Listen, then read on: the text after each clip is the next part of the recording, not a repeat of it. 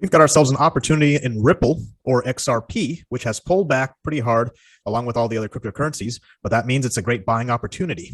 If Ripple can hold together and give us a bullish pattern, we're looking at 4 to 8x, but there's even more possibility than that.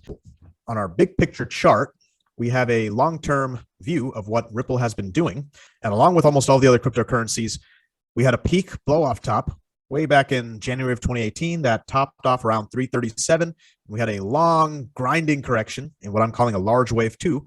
And we've had an interesting set of rallies and pullbacks ever since. This is a bit different from what we've seen in Bitcoin, Ethereum, and a lot of other cryptocurrencies in that we are primarily moving in motive waves that are known as diagonals in Elliott Wave analysis. What that means is that you have these waves that go up 1, 2, they pull back really deeply, and you have another wave up and another deep pullback, and then you have a fifth wave that may or may not cross the channel line. And these diagonals, you can generally put channel trend lines like I have here. And what makes these interesting is that, again, there's a lot of volatility. They're very violent reversals, but again, they're also somewhat more predictable than you'd expect. When we look at the bigger picture, this first large wave is what I'm calling a wave 1 diagonal. And we had a powerful blow off top to complete it. And this was earlier in, actually, this was in November of 2020. We pulled back violently in a wave 2. So this is another characteristic of Elliott Wave diagonals. After you have a blow off top, you have a powerful crash. And in this case, this crash retraced almost 76.4% of the original top. Since that point, January of 2021, we have been following a very classic diagonal structure for this rally that we've been having. When we look close from the bottom of our wave 2 here, we have a zigzag, basically a 3-wave pattern. We have another zigzag 3-wave pattern for wave 2. And we had a strong pattern that rallied all the way up to what I'm calling the wave 3 target, subwave 3. And then we've had a ugly pullback since.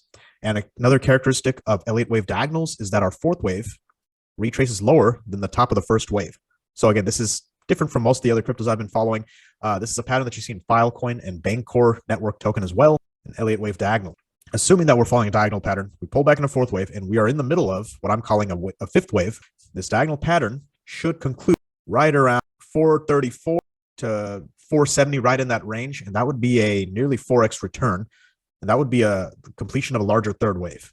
Now, after that, because it's a diagonal, I expect a scary, ugly pullback in wave 4, and it should retrace pretty deep. And after that, we'll have a fifth wave that should get us to $9, $10, maybe more than that. That would be your 8x return. And there's some blow-off potential here. So in conclusion, pretty good bullish outlook. There'll be a lot of pullbacks, a lot of reversals, but it might be this might be the kind of crypto you want to hold and not panic sell just because of the diagonal pattern that we're in. Now, if you're looking to get into Ripple on the short-term picture, just like with pretty much every other crypto I have analyzed, we have completed a 5-wave structure and a pullback materialized on September 7th, and we may be done. We are in our purple box, which is the 38 to 61.8% retrace zone. And typically this is a good buying zone. So if you want to deploy a lump sum, not a bad place to do so. If you're dollar cost averaging, no reason to be bearish just yet. Now, this is where things get a little bit more interesting.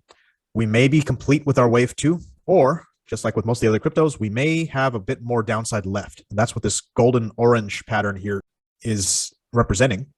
The pullback we had on September 7th may just be an A wave, and the counter rally may be a B wave, and we may have a C wave that I wouldn't like to see go below the 86 cent mark. That's what the 61.8 retrace is right here, which is typically support. But just like with other cryptos, we could healthily pull back beyond that and still have a healthy rally coming our way. Just because it's looking almost like a diagonal pattern, we might crash that hard. So 73.7 cents is the mark I want to hold. If it goes below that, I would be a bit more worried. Maybe time to consider selling or reallocating some of your sums. If we hold this thing intact, our immediate wave 3 target takes us to 216 to 237. And after fourth wave consolidation, we're looking at 250 to 271 as our immediate fifth wave targets. When I shift to the big picture once more, that does actually get us right up to resistance. So I have a resistance marked at 336. This is the blue line here. And often these resistances act as speed bumps, so you don't always clear them on the first attempt. Don't be surprised if we hit that, pull back a bit before we get to our ultimate top of about 434 to 470 in that range. So again, the rule of the game is with diagonals, you have a lot of sharp reversals, both upwards and downwards. Be prepared. Hodling may be a good strategy here. I'll keep updating us on Ripple. I'd love to hear your comments below. Appreciate you watching. Thank you, and happy trading.